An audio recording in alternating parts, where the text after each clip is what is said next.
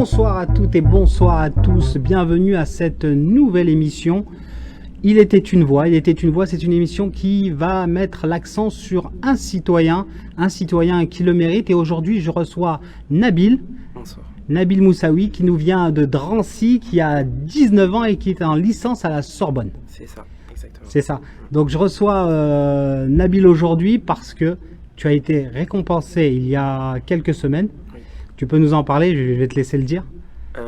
J'ai été récompensé il y a quelques semaines par Marlène Schiappa, la ministre déléguée à la citoyenneté, et j'ai eu l'honneur de recevoir le titre de prodige de la République. Prodige de la République. Bon, dit comme ça fait vraiment incroyable, mais dis-nous tout, pourquoi tu as eu cette récompense et surtout comment tu l'as eu? Alors, j'ai eu cette récompense dans le cadre d'un dispositif que Marlène Schiappa a mis en place pour récompenser des citoyens qui sont engagés tous les jours associativement ou bien sous forme non organisée. Je tiens à dire qu'il y a des prodiges dans la République, il y en a plein partout en fait finalement. À l'origine, il y en a un par département, donc c'est un par département et par an. Oui. Bon, après il s'avère qu'il y en a eu plusieurs parce que je pense qu'il y a eu beaucoup d'initiatives. Et toi, tu es le prodige du 93. C'est ça, mais ce que je voulais dire, c'est que dans la vraie vie, il y en a partout des prodiges de la République, même okay. s'ils n'ont pas eu le titre officiel.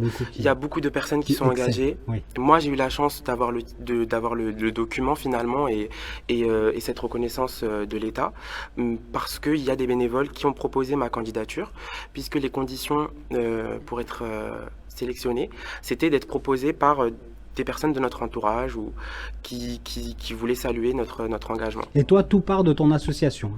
De l'association, oui. Donc tu as une association qui s'appelle le pôle éthique Nouvelle Génération. D'accord. Et je préside aussi l'association La Voix de l'Avenir qui travaille sur le quartier maintenant depuis presque 13 ans. En 2022, ça va faire 13 ans. D'accord. Et c'est toi qui l'as créée, celle-ci, ou pas du tout? C'est ma maman. D'accord.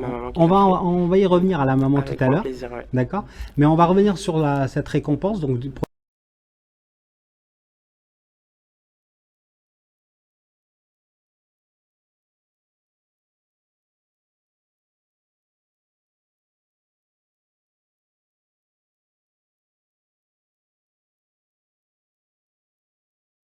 Je pense que c'est le terme. Parce que même les délégués de classe, on a beau dire que c'est le plus petit titre. Peut-être le porte-parole. Et c'est pour ça que voilà, quand tu m'as parlé de ton émission, MyVox, ça a résonné en fait tout de suite.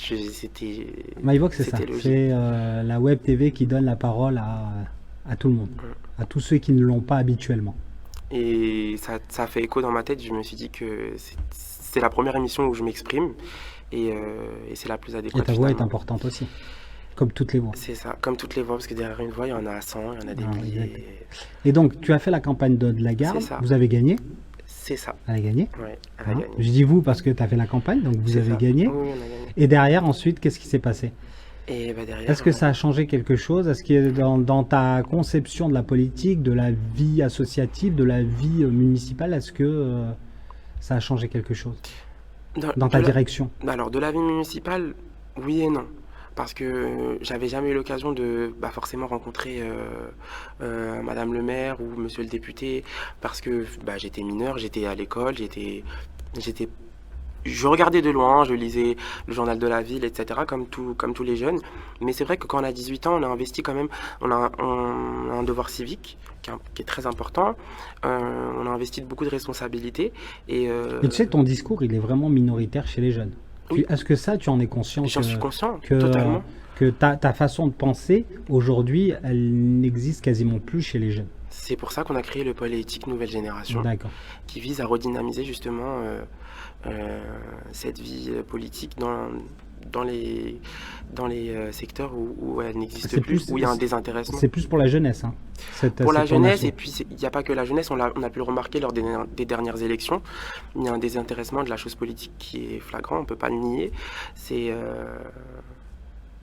un fait. Oui, on l'a vu aux dernières élections où il y a un taux, je ne sais pas, Sud Drancy, si tu connais le taux d'abstention. De tête, je ne le connais pas. En France, je crois que c'était 60 ou 70% je ne sais plus exactement, mais c'est surtout la jeunesse qui est absente. Est-ce que tu penses que ça les pénalise? Oui, totalement, c'est se tirer une balle dans le pied. Ne pas voter comme on le dit, comme on l'entend tout le temps, comme on le dit, c'est laisser les autres décider à notre place. Et c'est pas une phrase bateau, c'est pas une phrase pour faire joli, c'est la vérité. Les élections, elles ont une incidence directe sur nos vies. Alors, il y a un désintéressement de la chose politique, je pense, surtout par rapport aux politiques qui ont été menées avant. Le peuple est déçu, les gens sont déçus. Finalement, ils y croient plus en fait. Ils y croient plus, mais ne plus y croire, c'est abandonner et on peut pas faire ça. Donc nous, lors des dernières élections, c'est ce sur quoi on a travaillé. On est parti à la rencontre des habitants, on a essayé de les sensibiliser sur les conséquences en fait que les élections allaient avoir sur leur vie. Les élections départementales, c'est des élections qui sont auxquelles là, on a vu, il y a eu un désintéressement, mais c'est des élections très importantes. Notamment lorsqu'on sait qu'ils sont la responsabilité des collèges, de certaines artères de nos villes, par exemple à Drancy. Général, oui. Exactement. Les gens s'en rendent pas compte parce qu'ils pensent que on a tendance à mélanger en fait. C'est pour ça que ne pas savoir, c'est un danger en fait. Et c'est très important de s'informer. Tu penses que la grande majorité de la jeunesse ne sait pas ou ne veut pas savoir? Ne veut pas savoir. Ne veut pas savoir, tout simplement. Parce qu'il y a un désintéressement, comme je disais. Mais est-ce que c'est les seuls responsables? Est-ce que les politiques ne sont pas aussi responsables de... Je pense que la de cette responsabilité, situation?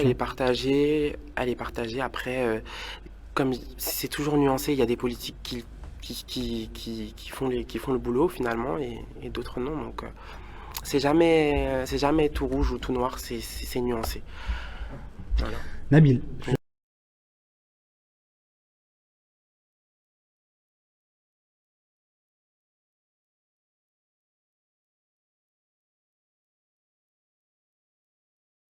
l'année dernière. Aude Lagarde. Ah, on termine par Aude Lagarde, celle qui t'a, entre guillemets, poussé... Enfin, c'est pas que elle, on en reviendra dans quelques Ah oui. instants, mais tu as fait sa campagne. Et bon, c'est à toi de t'exprimer. Hein. Bah, C'est à toi de virage. dire un Virage. mot, Virage. Pour moi, le mot qui me vient quand j'entends parler de Madame le maire, c'est virage. C'est un tournant dans ma vie que j'ai pris à partir du moment où je l'ai rencontrée. Donc, virage, une gestion d'une main de maître de la ville. Drancy, ça a énormément changé. Bon, après, si on parle de Drancy, parce qu'il faut Oui. remettre tout dans... C'est la fille, même si j'aime pas, moi, réduire ça à la fille d'eux, mais c'est la fille de... j'ai oublié son Alors, prénom. c'est la femme plutôt. C'est la femme. Ah, ok, Voilà, c'est la femme. exactement. Même si moi, Oui, j'ai ok. horreur de ces termes-là parce que moi-même, bah, je subis forcément des fois Ouais. le fils de Ouais. d'une élue. Je pense que c'est pas forcément, c'est pas la fille, c'est la femme, C'est la femme, oui, c'est la femme. mais c'est la femme de personne. Actuellement, c'est la mère de Drancy. Oui, oui, non, La je sais qu'elle fait un Oui, très oui. bon travail Oui, sur oui, non, j'en doute Drancy, pas, mais c'est parce que mais c'est juste c'est pour beaucoup repris quand même. qu'elle elle a ensuite c'est la continuité Ouais. de monsieur. Bien sûr, mais c'est Ouais. beaucoup repris dans les médias Oui, malheureusement. oui, oui. Et je trouve ça déplorable en fait parce que sous prétexte qu'on a une personne de notre famille qui est engagée politiquement ou associativement, on pourrait pas reprendre le flambeau. Moi, j'ai beaucoup subi ça, notamment vis-à-vis de ma mère. Mais on sait qu'il y a une vraie reproduction sociale. Donc, quand on est informé sur ça, lorsqu'on sait que les enfants de cadres, bah, très souvent, ils finissent cadres. Les enfants des médecins, ils finissent très souvent médecins. Bah, les enfants d'ouvriers. d'élus, très souvent, ils peuvent finir aussi élus. Pourquoi pas? Les vocations. C'est ça. Donc ce serait même de la discrimination d'empêcher finalement ces gens-là de s'engager et de s'investir. On est une personne à part entière, on a nos idées à nous. Et puis aujourd'hui, le travail qui est fait sur la ville par Madame le maire, il est extraordinaire. Drancy, c'est métamorphosé. D'accord. Et puis moi, j'ai bénéficié encore une fois de dispositifs que Madame le maire a pu mettre en place. Elle est élue depuis combien de temps?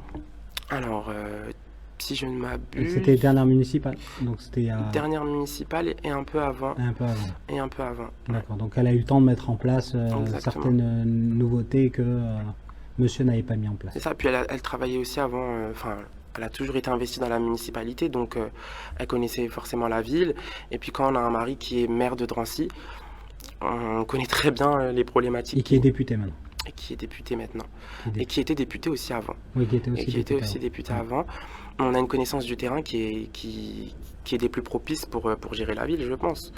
Donc voilà, et puis à côté de ça, j'ai eu l'occasion de rencontrer aussi Madame le maire de façon plus personnelle. Je veux dire, voilà, quand on fait partie du comité de soutien, avec d'autres personnes, on a l'occasion de boiter ensemble, de tracter ensemble, d'aller à la rencontre des habitants. Et c'est une personne qui est humble, qui... Donc tu connais aussi l'autre face C'est la même. de Et Madame. c'est ça en fait qui est extraordinaire, c'est que c'est la même. D'accord. C'est ce qu'on voit à la télé, ce qu'on voit sur BFM, c'est la même personne. C'est la même personne, Bon, ben, j'espère qu'on aura l'occasion de la recevoir ici un jour, ce serait Hein extraordinaire. de la Parce que voir et ouais, et ce serait d'échanger extraordinaire. avec elle. Ouais, c'est très enrichissant de discuter avec elle. Et, aujourd'hui, si mon parcours est tel que celui-ci, c'est aussi grâce à elle. D'accord. C'est grâce à elle. Je pense que c'était la dernière photo. Donc pour terminer l'émission, on va parler d'un aspect puisque tu as grandi dans une famille monoparentale, Oui. et je voulais qu'on revienne là-dessus. Et j'aurais aimé savoir comment ça t'a forgé ce parcours familial. Alors, j'ai grandi effectivement dans une famille monoparentale, avec beaucoup de tontons, beaucoup de tatas aussi, donc beaucoup de cousins de mon âge. On est 12. On a tous entre 2 et 3 ans d'écart. Et Donc tout le monde habite à peu près dans le même petit... non, non, non. Ok. Et ils ont longtemps habité à côté, maintenant ils sont pas loin de Beauvais. Euh, mais bon, la plupart du temps, je l'ai quand même passé avec ma famille à moi, donc ma maman et mes sœurs. Ça m'a beaucoup forgé parce que j'ai eu une maman qui a beaucoup travaillé pour subvenir à tous nos besoins. On a toujours eu tout ce qu'on voulait On finalement. rend pas assez hommage à nos mamans, hein. On rend pas assez hommage à nos mamans, effectivement. Surtout quand elles sont seules. C'est ça, c'est une charge mentale qui est inimaginable tant qu'on l'a pas vécu. Et les papas solo aussi, hein, Oui. il faut pas les Ouais, il y en oublier. a beaucoup, beaucoup moins. Il y en a beaucoup moins. Il y en a beaucoup moins, c'est vrai. Mais ouais, forcément, être maman solo, de nos jours, c'est très compliqué. Et moi, j'ai pris conscience de ça donc, quand j'étais un peu plus âgé, donc vers 15-16 ans. Je me suis Parce qu'avant, on s'en rend pas compte. On s'en rend compte, mais moins, on n'a pas la même vision du monde. À 16 ans, quand on entre au lycée, on commence à prendre conscience des enjeux de la vie, même financièrement, que la vie coûte cher finalement, que c'est une responsabilité d'avoir 3 enfants et d'être seul, puisque si on tombe malade, si on ne peut plus travailler, bah finalement, il n'y a pas de solution qui s'offre à nous. Donc voilà, moi je sais que je remercierai jamais ma maman assez pour ça. Et Une maman qui est très engagée, hein. une maman engagée, oui. Une maman engagée associativement depuis 2009, parent d'élève depuis maintenant 25 ans, je pense, puisque ma sœur a 26 ans. Ouais. Ouais, donc parent d'élève depuis 25 ans, vice-présidente des fédérations PEP de parents d'élèves, donc très engagée. Et finalement, j'ai juste marché dans ses pas, en C'est là, fait. ouais, c'est la suite, la C'est suite la suite logique. logique, exactement. Ouais, je pense que c'est ça. Elle est élue aussi, Elle est élue à la mairie de Drancy. donc ça serait effectivement. peut-être la suite aussi de prendre le relais. Parce qu'on dit que les vocations, on a parlé tout à l'heure des vocations de la famille Lagarde, donc je pense qu'il y a peut-être des vocations du côté de la famille Moussaoui. Pourquoi pas? Pourquoi pas? Et pendant le Covid, pour en rester et en terminer sur la monoparentalité, pendant le Covid, tu as dû rencontrer des mamans solo Énormément. Énormément. qui étaient dans une grosse difficulté. Oui, franchement, Il y en a de plus en plus. il y en a de plus en plus. C'est un constat qui est désastreux finalement quand on s'y penche. Mais oui, ouais, c'est principalement des familles monoparentales. Beaucoup de papas solo aussi, hein, on s'en rend pas compte, mais beaucoup de papas solo pour qui c'est encore plus difficile parce que finalement, non seulement ils ont tous les devoirs finalement, mais presque pas de droits, puisqu'on parle pas assez d'eux. Quand tu dis papa solo, c'est des pères, entre guillemets, divorcés ou séparés, mais qui n'ont pas la garde, hein. Ils n'ont Qui pas la ont garde la des garde. enfants. Qui ont la garde. Qui ont ok. la garde. Très bien. Qui ont la garde, et pour qui c'est compliqué aussi. C'est compliqué aussi. D'accord.